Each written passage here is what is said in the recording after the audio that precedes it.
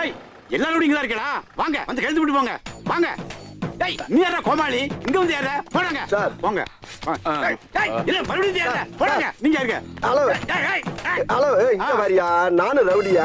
ஒண்ணு இந்த ஏரியால பார்த்தே கிடையாது. நான் புது ரவுடியா? ரவுடிங்கிறதுக்கு என்ன ஆதாரம் இருக்கு? ஏய் அவங்க ஈக்குவலா பேசிக்கிறத பாக்கல நீ? ஈக்குவலா பேசிட்டு இருந்தா நீ பெரிய ரவுடியா நீ? நான் இந்த ஏரியாவுல ரவுடின்னு பாம் ஆயிட்டியா?